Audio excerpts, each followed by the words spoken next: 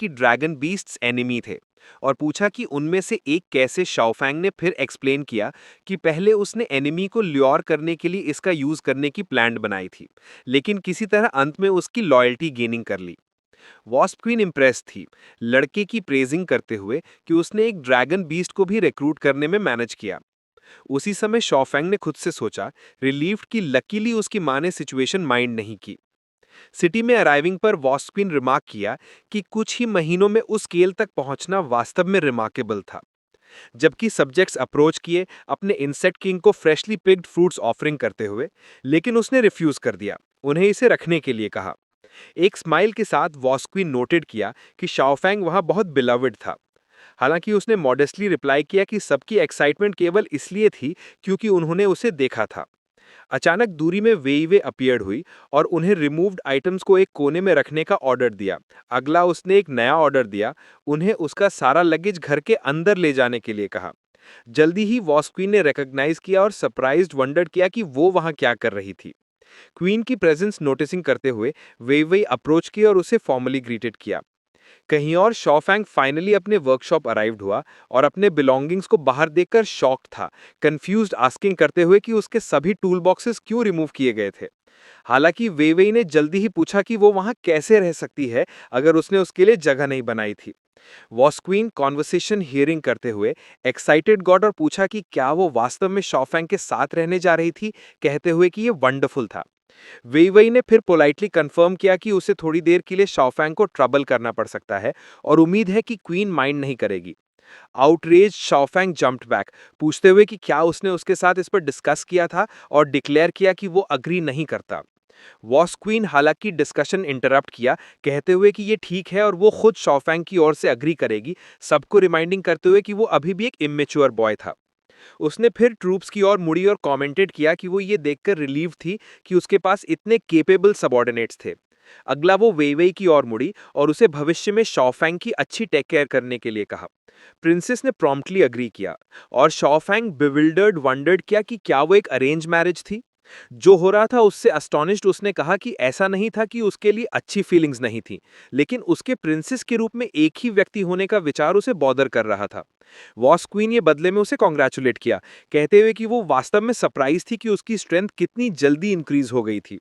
हालांकि उसने उसे क्वेश्चन किया, पूछते हुए कि क्या उसने अपनी स्ट्रेंथ बूस्ट करने के लिए किसी स्पेशल मेथड का यूज किया था, जिस पर वो अनश्योर लेफ्ट हो गया कि कैसे रिस्पॉन्ड करे। इसके साथ क्वीन ने स्कोल्ड किया, खुद से सोचते हुए कि उसके साथ वो वास्तव में एक सेकंड के लिए भी अपनी गार्ड डाउन नहीं कर सकती थी। जल्द ही उसने एक्सप्लेन किया कि उसके पास अपनी खुद की पावर पर कोई कंट्रोल नहीं था और ये केवल एम्प्टी स्टेलर पावर थी, एक रश्ड ग्रोथ। इसके बावजूद उसने ऐड किया कि उसके पास एक बहुत ही प्रॉमिसिंग एलाय था। क्वीन फिर मैंटिस की ओर मुड़ी, रिकॉलिंग करते हुए कि वे पहले पैलेस में मिल चुके थे, जिसकी जनरल ने प्रॉम्प्टली कंफर्म की। इम्प्रेस्ड क्वीन ने उसकी पावर कंट्रोल करने की एबिलिटी की प्रेज की, स्टेटिंग कि ये मैंटिस क्लैन से एक्सपेक्टेड था।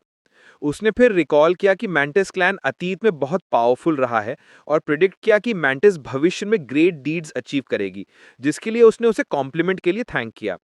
नेक्स्ट वॉस क्वीन ने शाओफैंग के कमांड के तहत सभी लीडर्स को एड्रेस किया, कहते हुए कि उनकी मदद होना उसके लिए ग्रेट लक था। इसके साथ उसने उन्हें शाओफैंग के नए नेशन की प्रोटेक्टिंग करने और उसे पीस मेंटेन करने में मदद करने की रिस्पॉन्सिबिलिटी एंट्रस्ट की, और वे सभी एक शाउट में अग्री हुए। इसके साथ क्वीन और उसके सर्वेंट्स ने फ्लाइट टुक की, एक फाइनल फेयरवेल वेविंग करते हुए। जैसे ही उसने उन्हें जाते हुए देखा, शाओफैंग ने खुद से कहा कि उन्हें अभी भी स्ट्रॉन्गर बनने की आवश्यकता है। मीनवाइल ड्रैगन्स केव में दूसरी वेइवेई ने हमारे प्रोटैगनिस्ट से पूछा कि क्या ये उनके साथ होने के रूप में गिना जाता है। अपने टास्क्स के साथ बिजी शाओफैंग ने रिप्लाई किया कि क्या वे पहले से ही हर समय साथ नहीं थे, लेकिन उसने इंसिस्ट किया कि एक स्ट्रेंज प्लैनेट पर दो बार मिलना केवल ये मतलब हो सकता है कि वे एक दूसरे के लिए डेस्टिन थे। लड़का हालांकि उसे वापस रियलिटी में लाया, स्टेटिंग कि वो डेस्टिनी के बारे में कुछ नहीं जानता था, लेकिन वो श्योर था कि अगर वे जल्दी नहीं निकले तो उनके बॉडीज ड्रैगन बीस्ट्स के पेट में खत्म हो जाएंगे। जब वेइवेई उस रोबोट में चढ़ी जो शाओफैंग ने रिपेयर किया था, तो उसने अनाउंस किया कि बिग गाय रेडी था और उसे फिर से ट्राई करने के लिए कहा। इसके साथ प्रिंसेस ऑफ द नाइट के रूप में जाने वाला इम्पोजिंग आर्मर फाइनली खड़ा हुआ। अपने क्लिपबोर्ड पर डेटा एनालाइज करते हुए लड़के ने कंफर्म किया कि सभी सिस्टम स्टेबल थे और कोई प्रॉब्लम नहीं होनी चाहिए। रिलीव्ड वो सेलिब्रेट करते हुए कहा कि उन्होंने फाइनली टाइम पर बना लिया था। हालांकि लड़की ने अब आर्मर के अंदर उसे रिमाइंड किया कि बाहर हजारों ड्रैगन बीस्ट्स थे और वंडर्ड किया कि वे वहां से कैसे निकलेंगे। इसके साथ उसने उससे पूछा कि क्या वे वास्तव में उन दो मेका आर्मर्स के साथ एस्केप कर सकते हैं। उसके डाउट का सामना करते हुए शाओफैंग ने अपने आर्मर के अंदर से कॉन्फिडेंटली एश्योर किया कि उसने पहले से ही सभी प्रिपरेशंस कर ली हैं। उसने फिर एक जमीन पर स्टेशनड एक सिलेंड्रिकल ऑब्जेक्ट रिवील किया, जिससे उसने पूछा कि क्या वो एक मिसाइल था। उसने जल्दी ही एक्सप्लेन किया कि ये उसका ट्रम्प कार्ड था और वो एक ऑर्डिनरी मिसाइल नहीं था, इसे माउंटेन अवेकनर नेमिंग करते हुए। लड़के ने फिर अपनी प्लान डिटेल करना शुरू किया, एक्सप्लेनिंग करते हुए कि उसके ऑब्जर्वेशंस के अकॉर्डिंग वे एक डॉर्मेंट वोल्केनो के अंदर एक लावा केव में थे और उनके नीचे हाई टेम्परेचर हाई प्रेशर लावा था। एक स्माइल के साथ उसने फिर रिवील किया कि अवेकनर वोल्केनो को एक्टिवेट कर सकता था, जो ड्रैगन बीस्ट्स को केओस में डाल देगा और उन्हें कंफ्यूजन के दौरान एस्केप करने का मौका देगा। आइडिया ने वेवे को एक्साइट कर दिया, जिसने रियलाइज किया कि वे ना केवल एस्केप कर सकते हैं बल्कि आसपास के ड्रैगन बीस्ट्स को अनाहिलेट भी कर सकते हैं। प्लान इन मोशन के साथ उसने उसे रिमाइंड किया कि उनके पास ज्यादा समय नहीं था और उसे भी उसकी मदद की जरूरत होगी। इसलिए बिना टाइम वेस्ट किए उन्होंने प्रोजेक्टाइल लॉन्च किया और वोल्केनो एक कोलोसल एक्सप्लोजन के साथ एरप्ट हुआ। बाहर एक्सप्लोजन की आवाज और ट्रेम्बलिंग अर्थ ने केव गार्डिंग कर रहे ड्रैगन को जगा दिया। स्टार्टल्ड द मैसिव क्रीचर रोज हुआ, वंडरिंग करते हुए कि अभी क्या हुआ था। मीनवाइल छोटे ड्रैगन बीस्ट पैनिक हो गए, रियलाइजिंग कि वोल्केनो एरप्ट कर रहा है और डेस्परेटली रनिंग शुरू कर दी। हालांकि गार्डियन ड्रैगन मूव नहीं हुआ, डेस्परेटली रिमेंबरिंग करते हुए कि ड्रैगन किंग अभी भी अंदर था। कियोस का एडवांटेज टेकिंग करते हुए हमारे मेका आर्मर्स डेब्रीज के थ्रू एडवांस हुए और शाओफैंग शाउटेड किया एग्जिट का रास्ता पॉइंटिंग आउट करते हुए। ठीक पीछे छोटे ड्रैगन्स में से एक ने उन्हें फॉलो करने की कोशिश की, उनसे उसका वेट करने की बेगिंग करते हुए, लेकिन शाओफैंग ने उसे अपनी एनर्जी ब्लेड के साथ इंपेल कर दिया। सरप्राइज छोटे ड्रैगन ने वंडर्ड किया कि क्या वे इंसान थे। उनकी अपीयरेंस ने अदर ड्रैगन बीस्ट को भी कंप्लीटली कंफ्यूज कर दिया, क्वेश्चनिंग करते हुए कि क्या हो रहा है। Princess of the night armour उनके सामने फ्लोट हुआ और उन्होंने वंडर किया, शॉक्ड, कि वहां ह्यूमन मेका आर्मर्स कैसे हो सकते हैं। मेका के अंदर से वही वही ने डिक्लेयर किया कि वे मर जाएंगे और पलक झपकने के साथ वो आगे चार्ज हुई, अपने रास्ते में आने वाले सभी ड्रैगन बीस्ट को स्लैशिंग करते हुए। और ड्रैगन बीस्ट अप्रोचिंग देखते हुए शाओफैंग ने बैटल के लिए प्रिपेयर किया। फिर उसने अपने कुछ थ्रस्टर्स एक्टिवेट किए और अपने कंधों से पावरफुल एनर्जी ब्लास्ट फायर किए, रबल के थ्रू एक रास्ता क्लियर करते हुए। इसके साथ कुछ रॉक्स ड्रैगन बीस्ट पर गिरने लगी। पाथ क्लियर होने के साथ वे अंत में एडवांस हुए। जैसे वो एस्केप्ड हुए, शाओफैंग ने कहा कि सब कुछ प्लान के अनुसार जा रहा था और एक बार जब वे प्लैनेट के एटमॉस्फेयर को छोड़ देंगे तो वे सेफ होंगे। और इस तरह दोनों आर्मर्स एरप्टिंग वोल्केनो के क्रेटर से बाहर उड़ गए, पीछे स्मोक का एक ट्रेल छोड़ते हुए। हालांकि स्काइस तक पहुंचने पर उन्होंने खुद को फ्लाइंग ड्रैगन बीस्ट के एक मैसिव स्वॉर्म से सराउंडेड पाया। सराउंडेड दोनों ने बैटल के लिए पोजीशन किया और वही वही अमेज भी उनके लिए वेट कर रहे एनिमीज की इनक्रेडिबल नंबर से।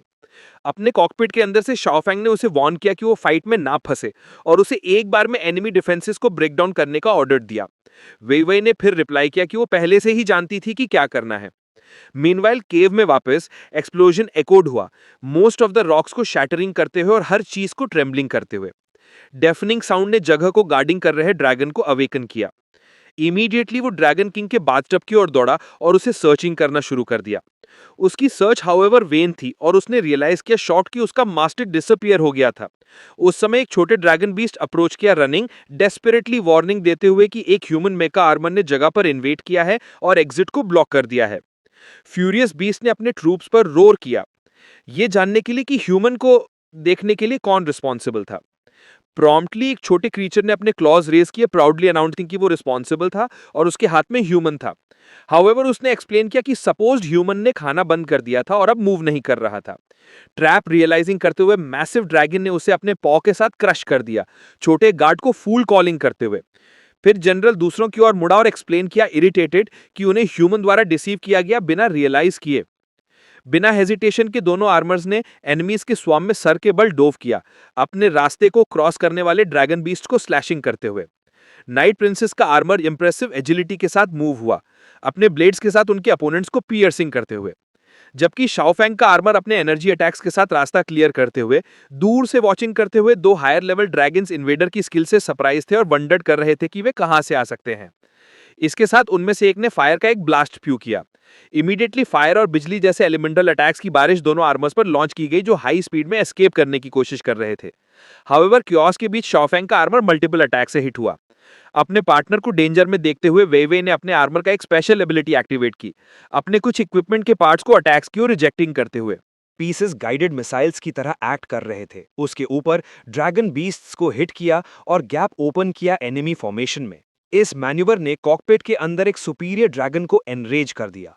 वेई ने अपनी फ्रस्ट्रेशन एक्सप्रेस की कि ड्रैगन्स उसे उस हॉरिबल जगह ले गए थे, और फ्यूरियसली डिक्लेयर किया कि वो ड्रैगन बीस्ट्स को दिखाएगी कि वो कितनी फॉर्मिडेबल है। फिर उसने अपना पूरा आर्सेनल अनवील किया, जिसमें सेवरल फ्लोटिंग ब्लेड्स ने खुद को उसके अराउंड पोजीशन कर लिया। टाइम वेस्ट किए बिना वो एक सुपीरियर ड्रैगन्स की तरफ बढ़ी और उसके गाइडेड ब्लेड्स ने उसे कंप्लीटली पियर्स कर दिया। एक स्विफ्ट मूव में वो उसकी बैक से कूद गई, जबकि उसके वेपन्स क्रीचर के फ्लैश को टीयर करते रहे। ये कोऑर्डिनेटेड अटैक इफेक्टिव प्रूव हुआ और ड्रैगन्स मिड एयर एक्सप्लोड हो गए, जबकि शियाओ फेंग बस साइड लाइन से ये स्लॉटर देख रहा था। हमारा हीरो उस आर्मर पर प्राउड था जो उसने खुद बनाया था। वेई वेई हालांकि ने उसे स्कोल्ड किया, ये कहते हुए कि क्रेडिट उसकी इनक्रेडिबल पायलटिंग स्किल्स को जाता है, न कि उसके आर्मर को। आर्ग्यू करने की मूड में न होने के कारण बेचारे लड़के ने बस अग्री कर लिया। सडनली एक न्यू और वायलेंट एक्सप्लोजन ने उनके नीचे वॉल्केनो को शेक कर दिया। फ्लेमिंग क्रेटर से केव को गार्ड करने वाला मैसिव ड्रैगन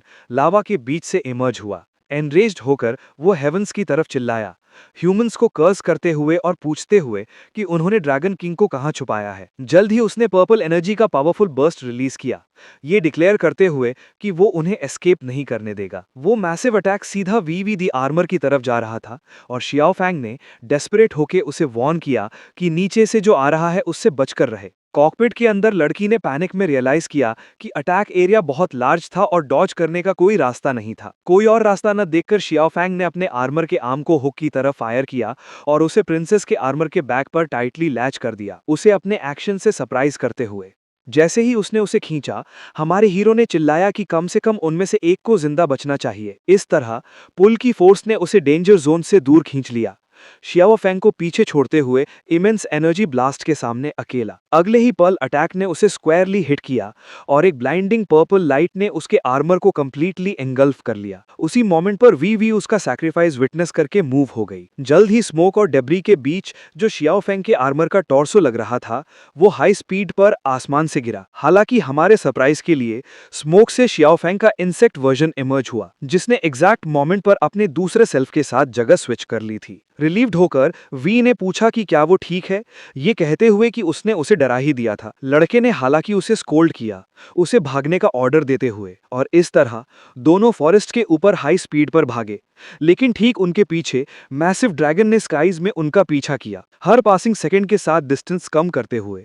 उसने कर्ज किया ह्यूमंस को, ये सोचते हुए कि वो इतने सारे स्मोक के बीच कहां भाग गए होंगे। और ठीक नीचे शियाओ फेंग था जो वी का आर्मर पकड़े हुए था। हमारे हीरो ने एब्सर्ड वेट के बारे में कंप्लेन किया, इतने बर्डन के साथ हवा में मुश्किल से टिक पा रहा था। इस एफर्ट ने उसे स्लो कर दिया और ड्रैगन को उन्हें ढूंढने में ज्यादा देर नहीं लगी। लेकिन उनके सरप्राइज के लिए ड्रैगन दूसरी तरफ चला गया। इसके साथ शियाओ फैंग ने वॉर्न किया कि अगर वो लड़े तो वो 5 सेकंड्स भी नहीं टिक पाएंगे। वी ने फिर उसे थोड़ा और ऊपर ओजोन लेयर तक क्लाइम करने को कहा, उसे अश्योर करते हुए कि बाकी वो संभाल लेगी। तो शियाओ फैंग ने अपना स्पेशल शिफ्ट एक्टिवेट किया और उसकी ह्यूमन बॉडी, जो अब वापस दूसरी लाइफ में थी, स्काई से गिरने लगी। एक क्विक मूव में एमिया आर्मर ने उसे पकड़ लिया। जल्द ही उसने उसे आर्मर में एंटर करने को बुलाया। अब कैबिन के अंदर वीवी स्टारी स्काई देखकर हैरान हो गई, कमेंट करते हुए कि ये पहली बार था कि जब उसे ये इतना ब्यूटीफुल लगा। और इस तरह आर्मर फाइनली प्लैनेट के एटमॉस्फेयर से बाहर निकल गया। वी ने फिर पूछा कि क्या वो मिल्की वे वापस फ्लाई कर सकते हैं,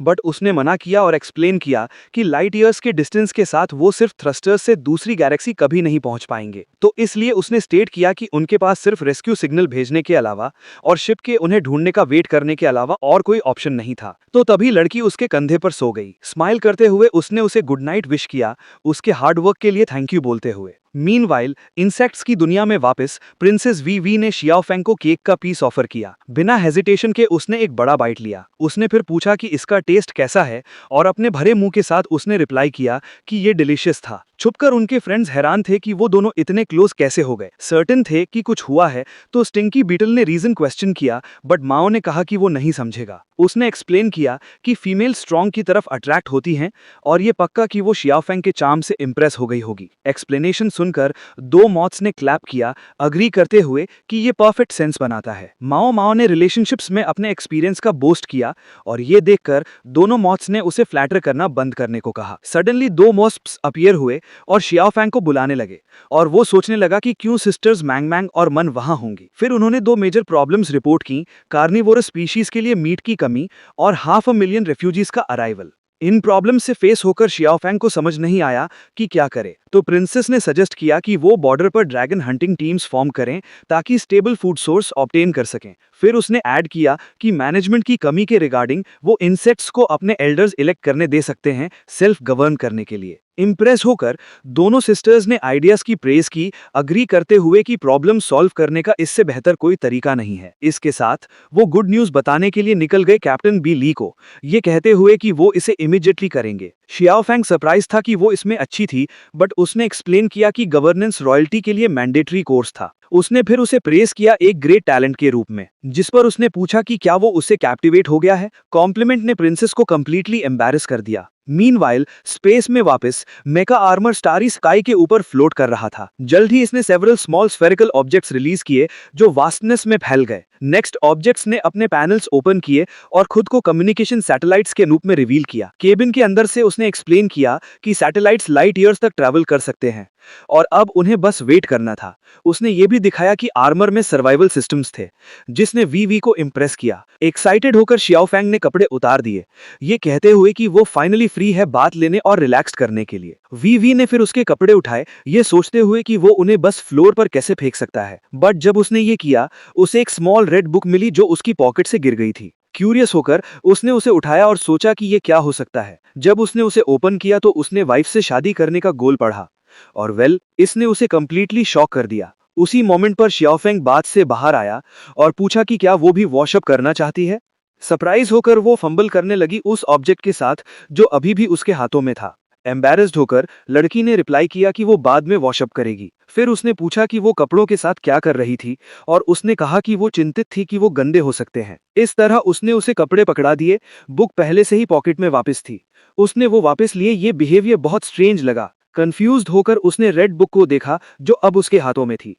उसने फिर उसे कहा कि जो लिखा है उसे माइंड ना करे क्योंकि वो अलग रास्ते फॉलो करेंगे। वी हालांकि ने रिप्लाई किया कि उसे कोई प्रॉब्लम नहीं है अगर वो सिर्फ एक सर्वेंट है। फिर उसने एम्बैरेस्ड होकर ऐड किया कि 10 एक बहुत लार्ज नंबर था। ये सुनकर हमारे हीरो ने फाइनली रियलाइज किया कि उसने क्या पढ़ा था, तो उसने पूछा कि क्या वो सच में विलिंग है। फिर वो पास मूव हुआ ब्लश करते हुए कि क्या वो सच में 10 हंक्स होना एक्सेप्ट करेंगी, और वो थोड़ी शाई कंफर्म कर दिया। हालांकि वी ने कहा उन्हें एक चीज क्लियर करनी होगी और इस तरह उसने कहा उसका पैसा उसका होगा, लेकिन उसका भी, और उसे अभी भी डेट पे करना था। ये सुनकर वो पीछे हट गया कहते हुए कि उसे प्रपोजल रिकंसिडर करने की जरूरत है। इस तरह वो मान गई पूछते हुए कि अगर वो उसके पैसे ना मांगे तो ठीक रहेगा। ये सुनकर वो जल्दी से चीयर अप हो गया और उसका हाथ पकड़ते हुए पूछा कि वो स्टार्ट करने के लिए किस बात का वेट कर रहे थे। फिर उसने उसे बेड पर फेंक दिया कहते हुए कि टाइम वेस्ट ना करें क्योंकि गोल एक चाइल्ड पर ईयर था। और 60 सेंसर्ड इमेजेस के बाद हमारे हीरो ने फाइनली समझा कि इतने लोग क्यों शादी करना चाहते थे। वी हालांकि हैरान थी कि उसे इतना बड़ा डाउरी कहां से मिला,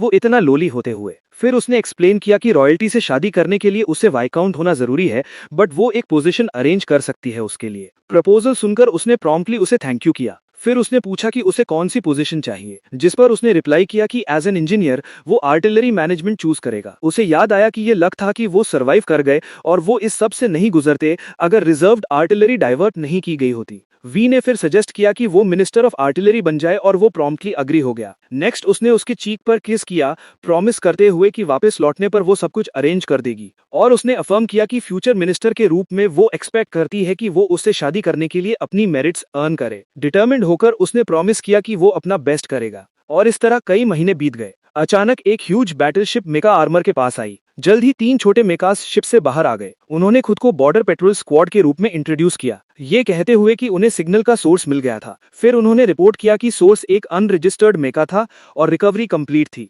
जल्द ही वो एक ह्यूज स्पेस स्टेशन पर पहुंचे और जैसे ही वो शिप से डिसम्बार्क हुए, ये एक्स्ट्रा जो इस वीडियो के फर्स्ट मिनट्स में दिखाई दिया था यहाँ अप्रोच किया। ये देखकर खुश था कि प्रिंसेस सेफ थी। ली के ने फिर अपोलोजाइज किया कि वो इंश्योर नहीं कर पाया उसकी सेफ्टी। वी ने हालांकि कहा कि ये उसकी गलती नहीं थी। तभी हमारा हीरो शिप से उतरा और उसके सामने से गुजरा, लेकिन उस फूल ने उसे कंधे से पकड़ लिया, उसे प्रिमिटिव के रूप में पहचान लिया और हैरान था कि वो अभी भी जिंदा कैसे था। एक सार्कास्टिक टोन के साथ उसने रिप्लाई किया कि थैंक्स टू हिम वो जिंदा था और वेल था। वी ने फिर इंटरप्ट किया और उसे रुकने का ऑर्डर दिया, ये स्टेट करते हुए कि उस मोमेंट से शियाओफेंग उनमें से एक था, उसका अपना। ली के ने फिर ऑर्डर से अग्री कर लिया। इसके साथ हमारे हीरो ने उसके शोल्डर पर पैट किया, उसे हार्डवर्क करने को कहा क्योंकि वो फ्यूचर में उसका अच्छे से ख्याल रखेगा। हालांकि ली के ने वार्न किया कि ये दुनिया चाहे जो भी हुआ हो वो उसके लिए नहीं थी। सीन शिफ्ट होता है दूसरे रूम में जहां शियोफान कपड़े चेंज कर रहा होता है। उसे देखते हुए प्रिंसेस वेवे पूछती है कि ये कैसा फिट हो रहा है। शियोफान एक स्माइल के साथ आंसर देता है, अच्छा है, बट इससे बेहतर मेरा ओल्ड वर्क गियर था, वो चोट को भी झेल सकता था। तभी लीकाई एक अजीब सी शक्ल बनाते हुए बोलता है, योर हाइनेस मुझे पता है कि उसने आपको बचाया है, लेकिन क्या उसे रिक्रूट करना थोड़ी जल्दीबाजी नहीं है? हम उसे इतनी जल्दी रिक्रूट कर रहे हैं। प्रिंसेस एक घातक मुस्कुराहट के साथ बोलती है, तुम्हें लगता है कि मैं बस एक फेवर रीपे कर रही हूँ? बिल्कुल भी नहीं, मेरी नज़र में वो किसी से भी ज़्यादा वैल्यूबल है। लीकाई बोलता है, उसमें क्या खास बात है? वो तो एक प्रिमिटिव है। प्रिंसेस बताती है कि तुम जानना चाहते हो, तुम्हें बिल्कुल भी आइडिया नहीं है कि उसके उस छोटे से बॉडी के अंदर किस टाइप की टेरिफाइंग टैलेंट छिपी हुई है। प्रिंसेस शियोफांग को बोलती है। तभी शियोफांग अपने कलाई के कपड़े को ठीक करते हुए बोलता है कि क्या हुआ? प्रिंसेस उठते हुए बोलती है कि ली के मेरे पास सबसे पावरफुल वॉरियर है, उसके साथ एक स्पार के बारे में क्या ख्याल है? मेन कैरेक्टर कैजुअली बोलता है, ठीक है मैं रेडी हूँ। हमें स्पार रूम का सीन दिखाया जाता है जहाँ ली के वेपन आर्मरी से वेपन चूज कर रहा होता है। वो एक कंटाना उठाते हुए बोलता है कि ये रूम एक कॉम्बैट एंड टेस्टिंग चेम्बर है, ये पूरी तरह से इक्विप्ड है। हीरो भी अपने लिए एक वेपन चूज कर रहा होता है। ली के वहां से दूर जाते हुए बोलता है कि वो सभी कस्टम मेड वेपन्स हैं, यदि तुम्हारे जैसा कोई नॉर्मल पर्सन जीतना चाहता है तो बेहतर होगा तुम गन उठा लो। हीरो बोलता नहीं, मैं ब्लेड के साथ बेहतर हूँ। ली के हीरो को देखते हुए सोच रहा होता है कि वो एक अद्भुत पर्सन लग रहा है। शियोफांग सोच रहा होता है कि मुझे वंडर है कि क्या उनके पास स्वॉर्ड्स की जोड़ी हैं। एंड लीकाई सर्विलेंस रूम की तरफ देखते हुए सोचता है कि प्रिंसेस इस गाय पर इतना फिदा क्यों है। दूसरी तरफ प्रिंसेस वीआईपी रूम से देखते हुए बोलती है कि वो मैन है जिसके ऊपर मेरी नज़र है। एंड चाय पीते हुए बोलते हैं कि इस वर्ल्ड में ओनली मैं ही उसकी स्ट्रेंथ को जानती हूँ। एंड वो ड्रैगन केव की बातें याद करती है और बताती है कि वो मॉन्स्टर को ब्रेकफास्ट में खाता था, उसकी बॉडी ऑलरेडी ह्यूमन लिमिट से बियॉन्ड जा चुकी है। पास्ट में हमारा मेन कैरेक्टर एक मीट के टुकड़े को खाते हुए प्रिंसेस से पूछता है कि क्या आप खाना खाएंगे? प्रिंसेस बोलती है कि नहीं नहीं, मैं अभी डाइट पर हूँ। प्रेजेंट में प्रिंसेस लीके से बोलती है, अपना गार्ड डाउन मत करना, नहीं तो तुम मारे जा सकते हो। स्पेयर रूम में लीके बोलता है, बगल में ही एक फुल सर्विस वाला मेड बे है, जब तक आप माइंड की डैमेज के कारण नहीं मरते आप पूरी तरह से ठीक हो सकते हैं, इसलिए होल्ड बैक ना करें। हमारे मेन कैरेक्टर ने डुअल ब्लेड्स को चूज़ किया होता है। वो बोलता है, ओ रियली, ये तो बहुत बढ़िया है। लीके शियोफांग को वार्न करता है, आपको बस अपने बैग पैक करने चाहिए एंड अर्थ पर वापस जाना चाहिए। ये वर्ल्ड इतना सिंपल नहीं है जितना आप सोचते हैं। शियोफांग एक कंफ्यूज सा फेस बनाकर पूछता है, ऐसा क्यों? लीका ही सोचता है वो डेंजर को तब तक नहीं समझेगा जब तक वो इसे अपनी आंखों से ना देख ले। एंड लीकाई अपने ऑरा को अनलीज करता है जो कि ब्लू कलर की होती है एंड बस धीरे से स्विंग करता है जिससे आसपास ब्लू एनर्जी फैल जाती है। लीकाई शियोफान को ये दिखाते हुए बोलता है कि ये देखो, ये मेरी सुपर पावर है। मेरे जैसे पावर वाले लोग 100 मिलियन पीपल्स में से एक हैं, लेकिन फिर भी वे लोग गैलेक्टिक एम्पायर को सर्व कर रहे हैं। आपके जैसा कोई नोबडी जिसके पास कोई पावर नहीं है, कोई स्टेटस नहीं है, इन पावर स्ट्रगल्स में फंसना ये डेथ की इच्छा है। आप बस मरने का ही वेट कर सकते हैं। शियोफांग बोलता है, क्या तुम्हारा हो गया? और शियोफांग अपने सोर्ड को एक स्टैंस में लेते हुए बोलता है, बहुत बकवास हो गया, सब्सक्राइबर्स बोर हो रहे हैं, क्या हम फाइट स्टार्ट नहीं करने वाले हैं? एंड बस एक कैजुअल सा स्विंग करता है जैसे गोल्डन ऑरा एमिट होता है और उस कैजुअल स्विंग से लीके के बगल वाली फ्लोर कट जाता है। आप स्क्रीन पर देख ही सकते हैं कितना बड़ा इम्पैक्ट है। लीके ये देखकर हैरान होता है और सोचता है कि ये क्या था। शियोफांग बोलता है, क्या अब हम स्टार्ट कर सकते हैं? लीकाई बोलता है, इस रूम की वॉल्स शिप की बॉडी जैसे मटेरियल से बनी है और उसने इसे इतने ईजिली काट दिया, इम्पॉसिबल। वो तो अर्थ से एक प्रिमिटिव है। शिवफांग रश करते हुए बोलता है कि ठीक है मैं अब आ रहा हूँ एंड लीके की तरफ बढ़ जाता है एंड कुछ एनर्जी स्लैशेस लड़ाता है। ली काय सोचता है कि उसे अपने अटैक्स को चार्ज करने की ज़रूरत नहीं है। शिवफांग ने 2 हॉरिजॉन्टल एंड एक वर्टिकल स्लैश लगाए होते हैं। ली के उन्हें अपने स्वॉर्ड से रोकने की कोशिश करता है बट ब्लॉक नहीं कर पाता एंड वॉल से जाकर टकराता है एंड वहाँ एक ब्लास्ट होता है एंड स्मोक फैल जाता है। जब सब क्लियर होता है तो देखते हैं कि वॉल पर एक गड्ढा बन गया होता है एंड ली के उठते हुए ब्लड कॉफ करता है एंड गुस्से में अपने दांतों को भींचते हुए हीरो को कोसता एंड हमारे मेन कैरेक्टर के ऊपर रिपीटेडली अटैक करने लगता है। शिवफांग उसके सभी अटैक्स को ईजिली डॉज करता है। ली के हीरो के ऊपर एक स्लैश करता है बट हीरो जंप करके डॉज करता है एंड बस इधर उधर जंप करते हुए बोल रहा होता है इधर आओ मुझे हिट करो, बस चिढ़ा रहा होता है। ली के सोच रहा होता है कि उसकी स्ट्रेंथ, उसकी एबिलिटीज़, उसकी स्पीड वो सभी कैटेगरी में मेरे से बेटर है। मैंने सोचा था कि वो सिर्फ एक प्रिमिटिव ह्यूमन था। शिवफांग ली के को मॉक करते हुए बोलता है मेरे जैसे एक प्रिमिटिव ह्यूमन को भी नहीं संभाल सकते। ऐसा लगता है कि न्यू ह्यूमंस इतने ग्रेट नहीं हैं। ली के शिवफांग को अपने सामने इमेजिन करते हुए सोच रहा होता है कि एक्चुअली मैं इस पर्सन से प्रेशर फील कर रहा हूँ। ये ऐसा है जैसे मैं एक कॉलोसल बीस्ट को घूर रहा हूँ। इस प्रिमिटिव ह्यूमन की पावर का लेवल एम्पायर के 10 सबसे स्ट्रांग लोगों के क्लोज होना चाहिए। ये जो स्क्रीन पर लोग दिख रहे हैं गैलेक्टिक एम्पायर के 10 मोस्ट पावरफुल पर्सन है। ली के अपने स्वॉर्ड स्टैंस में आते हुए बोलता है मैंने यहाँ तक पहुँचने के लिए काउंटलेस डेड एंड नाइट्स का हेलिस ट्रेनिंग सह रहा हूँ। मैं तुम्हारे जैसे प्रिमिटिव से डिफीट नहीं हो सकता, तो मेरे अल्टीमेट अटैक का विटनेस बनो। और शिवफांग की तरफ अटैक करते हुए बोलता है कि तुम अर्थलिंग मेरे ग्रेटनेस के मेरे पाथ पर स्टेपिंग स्टोन बनो और एक स्किल फायर ड्रैगन स्वॉर्ड का यूज़ करता है।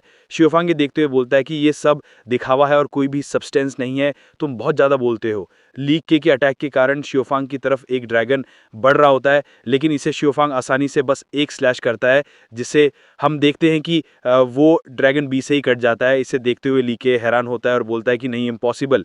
शिवफांग बोलता है ये कितना बोरिंग था एंड लीके के पैर के ऊपर अटैक करता है। जैसे हम देखते हैं लीके का पैर का हड्डी एक क्रैक के साथ टूट जाता है। शिवफांग यहाँ भी नहीं रुकता और लीके के चिन के ऊपर अपने नी के अटैक से अटैक करता है और उसे एक लात मारता है जिससे वो छत की दीवार से टकरा कर नीचे गिर जाता है। शिवफांग बोलता है कि ये काफ़ी बेटर था। लीके की हालत काफ़ी ज़्यादा खराब होती है और उसका स्वॉर्ड भी मुड़ा हुआ होता है और उसके नाक और मुंह से ब्लीडिंग हो रही होती है। कुछ समय बाद लीके को एक हीलिंग चेंबर में रखा हुआ होता है जहां लीके की बॉडी हील हो रही होती है और उसकी आंखें खुलती हैं और वो उठते हुए बोलता है कि वो पर्सन पहले एक ऑर्डिनरी सा अर्थलिंग था, उसे वो मॉन्स्टर्स पावर कहाँ से मिली। एंड अपने कपड़े को पहनते हुए बोलता है कि लेकिन प्रिंसेस अभी टफ कंडीशन में है, ऐसा पावरफुल पर्सन पाना गॉड की एक ब्लेसिंग है। एंड हीलिंग चेंबर से बाहर निकलते हुए बोलता है कि मुझे शायद उसके गुड साइड में आना चाहिए। तभी उसकी नज़र शिवफांग एंड प्रिंसेस के ऊपर पड़ती है जहाँ प्रिंसेस शिवफांग के हाथ को पकड़कर चल रही होती है। शिवफांग बोलता है वीवी के आज रात में तुम्हारे रूम में आ सकता हूँ। प्रिंसेस बोलती है बस थोड़ा वेट करो, हमें अभी भी अपने रिलेशनशिप को हाइड करना होगा।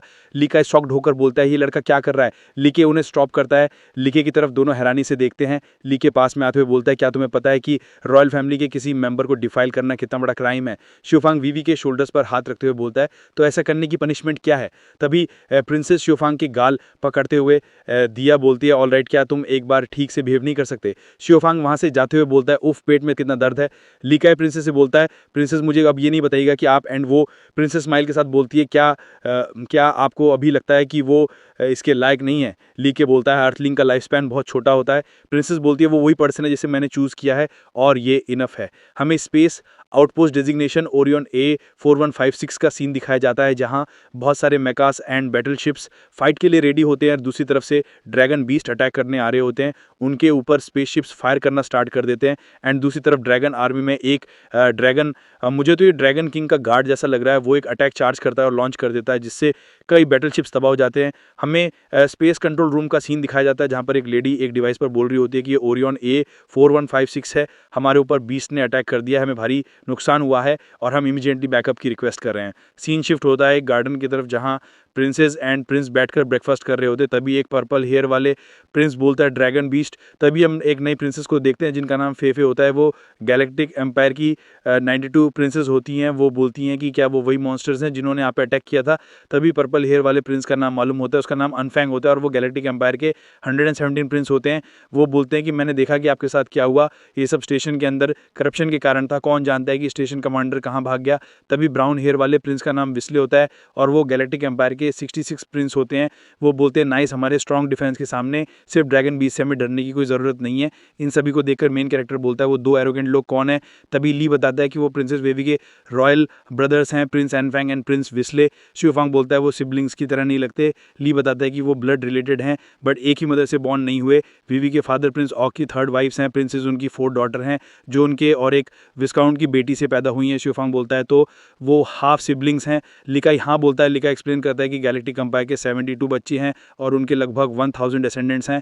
किसी भी डिसेंडेंट का थ्रोन पर क्लेम है, इसलिए रॉयल फैमिली उतना हार्मोनियस नहीं है जितना आप सोचते हैं। शिवफांग ये सुनकर सोचता है कि इसलिए उसके फैमिली में इतने रिलेटिव्स हैं, वेडिंग बैंकेट के लिए हमें कितने टेबल्स की ज़रूरत होगी। शिवफांग ने कुछ ज़्यादा ही सोच लिया। मुझे नहीं लगता इतनी ईजिली शिवफांग एंड वीवी की शादी हो सकती है। दूसरी तरफ प्रिंसेस वीवी बोलती है ड्रैगन बीस्ट कोई जोक नहीं है कि आप अपनी गार्ड डाउन कर दें। ये लोग ड्रैगन बीस्ट को हल्के में ले रहे हैं, पर मैं जहाँ तक सोच सकता हूँ मुझे लगता है कि कोई ड्रैगन एम्परर भी हो एंड उसका लेवल 12 स्टार भी हो सकता है। और हमने बी प्लैनेट पर अभी तक 6 स्टार तक ही ड्रैगन बीस्ट देखा है, बट कोई 7 और 8 स्टार का भी होगा। एंड हाँ, मैं क्लियर कर दूं कि अपने जिस ड्रैगन किंग को देखा वो दूसरे प्लैनेट पर था, वो बी प्लैनेट का नहीं था और ड्रैगन किंग और भी हैं। इनके अलावा मैं ज़्यादा बकवास के लिए अब स्टोरी की तरफ बढ़ते हैं। प्रिंस एम्फेंग उड़ते हुए बोलता है कि ऐसा लगता है कि हमारी लिटिल सिस्टर कुछ बीस्ट से बुरी तरह डर गई है। अगर ऐसा तो मैं भी उनके भेंट से उन्हें ख़त्म कर दूंगा। प्रिंसेस फाइफाई इसे रोकने की कोशिश करती है। तभी प्रिंस विस्ले बोलता है कि अच्छी बात की हुई, सिर्फ बड़े साइज़ के बीस्ट के एक पैकेट है, आपके बिग ब्रदर डेफिनेटली आपके लिए इसका बदला लेंगे लिटिल सिस्टर। तभी प्रिंस अनफेंग की नज़र लिका और जेफेंग की तरफ पड़ती है। वह शिवफेंग को देखते हुए बोलता है कि एक छोटी यहाँ क्या कर रहा है, क्या वो एक अर्थलिंग है? वीवी आपने एक प्रिमिटिव को सबऑर्डिनेट के रूप में क्यों हायर किया? ये सुनकर शिवफेंग गुस्सा कर रहा होता है बट दिखा नहीं सकता बेचारा। एंड फेंग लीके के पास आते हुए बोलता है कि तुम्हें वीवी के कमेंट के अंडर एबिलिटीज़ का यूज़ करना चाहिए। लीके के शोल्डर पर हाथ रखते हुए बोलता है कि उसके साथ तुम्हारा क्या फ्यूचर है, मेरे पास आने के बारे में तुम्हारा क्या ख्याल है? मैं गारंटी देता हूँ कि मैं तुम्हें प्रिंसेस से अच्छा ट्रीट करूँगा। लीके बोलता है इसकी कोई ज़रूरत नहीं है योर हाइनेस। तो प्रिंस बोलता है मेरे नाना एक अर्ल हैं, अर्ल मतलब विस्काउंट से ऊपर और मार्के से नीचे के पोस्ट को कहते हैं। और प्रिंस बोलता है मेरे पास जो रिसोर्सेज हैं वो वीवी से कहीं ज़्यादा हैं, मैं ज़्यादा लोगों को ये चांस नहीं देता, इस पर रिग्रेट मत करना। लीके बोलता है वार्निंग के लिए थैंक्स। प्रिंस वहाँ से जाते हुए बोलता है उफ कितना बोरिंग इंसान है। तभी फीफी एनफेंग को रोकने की कोशिश करती है। तभी वो लीके के पास आते हुए बोलती है उसका मतलब ये नहीं था, वो बस थोड़ा इमेच्योर है। जब आपकी जैसे टैलेंटेड पर्सन को देखता है तो वो उसे छीनने की कोशिश करने से खुद को रोक नहीं पाता। लीके बोलता है आप बहुत काइंड है योर हाइनेस। फीफी बोलती है उसके रूडनेस के लिए मैं अपोलोजाइज़ करती हूँ। लीके बोलता है ये मैं एक्सेप्ट करने की हिम्मत नहीं करूँगा और वो दौड़ के एनफेंग के पास चली जाती है। उसे जाते हुए लीके देख रहा होता है एंड हमारा हीरो लीके को देख रहा होता है और अजीब तरीके से।